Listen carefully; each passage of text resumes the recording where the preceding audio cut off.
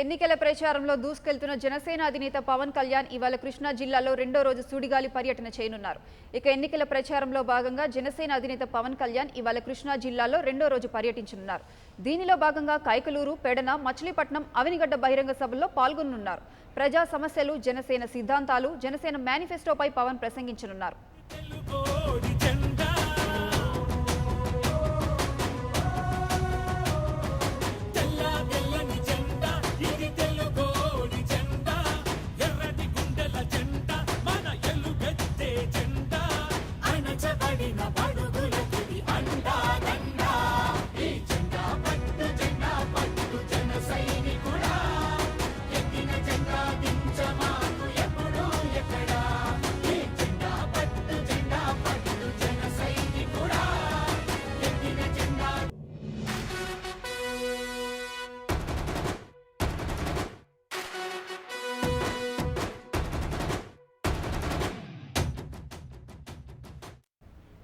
Janasena manifesto గాజు glass గుర్తుకు ఓటేయడంపై ప్రజలకు వివరిస్తూ ప్రచారం సాగిస్తున్నారు.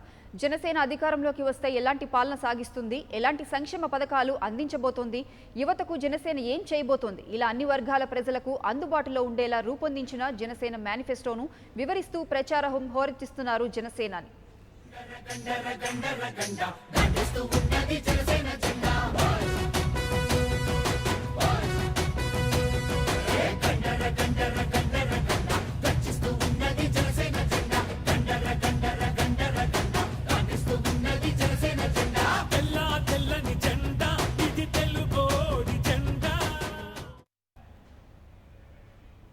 ఇక జనసేన ఎన్నికల బహిరంగ సభలకు కార్యకర్తలు, అభిమానులు పెద్ద ఎత్తున తరలి వస్తున్నారు. వైసీపీ, టీడీపీ పార్టీలకు భిన్నంగా సొంత ఖర్చులతో జనసేనకు అండగా ఉంటామంటూ ముందుకొస్తున్నారు. ఆయా జిల్లాల్లో కొనసాగుతున్న జనసేన అభ్యర్థుల నామినేషన్ల కార్యక్రమానికి ప్రజలు పెద్ద ఎత్తున తరలి వస్తుండడమే ఇందుకు నిదర్శనం.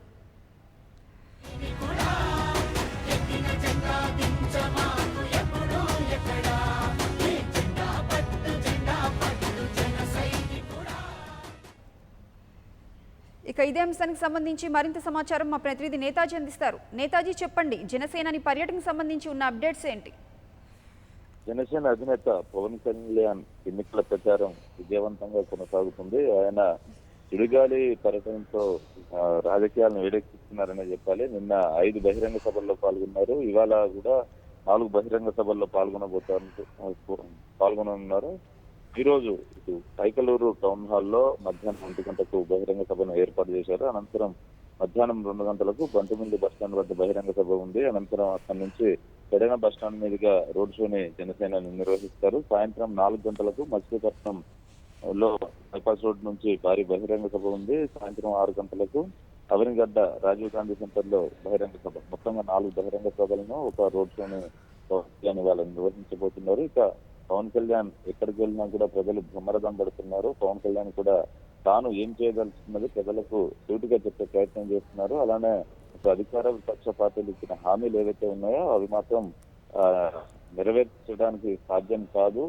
జనసేన పార్టీ ఇస్తున్న హామీలు ఏవైతే ఉన్నాయో అవి 100% నెరవేరుస్తామంటూ కూడా పవన్ కళ్యాణ్ ప్రజలకు చెప్పే ప్రయత్నం చేస్తున్నారు. కుల మతాలకు అతీతంగా ఉచిత విద్య, వైద్యం అనేది జనసేన పార్టీ తీసుకుంటుంది. అలానే అన్నదాతలకు అండగా నిలబడుతుంది. జనసేన పార్టీ ప్రభుత్వాన్ని ఏర్పాటు చేసిన తర్వాత మొట్టమొదటి సంతకం అన్నదాతలకు సంబంధించిన పెన్షన్, అలానే అన్నదాతలకు సంబంధించి ప్రతి నెల 8,000 రూపాయలు ఇచ్చేది ఏదైతే ప్రతి ఎకరాకు ఉందో దాని మీదే సంతకం చేస్తానని కూడా పవన్ కళ్యాణ్ ప్రకటించారు. ఈ రకంగా ఆయన ఏం చేయదలుచుకుంది ప్రజలకు చెప్పే ప్రయత్నం చేస్తూ ముందుకు వెళ్తున్నారు. పవన్ కళ్యాణ్ బహిరంగ సభలోకి అయితే ప్రజలు తండోపతండాలుగా తరలి వస్తున్నారు. Right, thank you Netaji.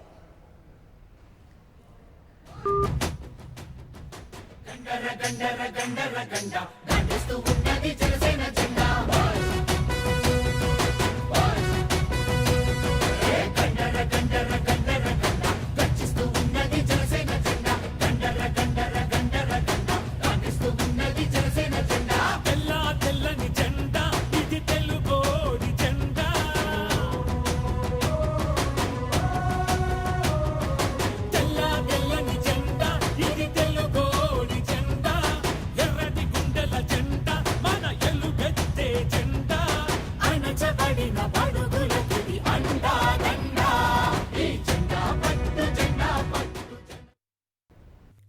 For more updates, please subscribe 99 TV Telugu.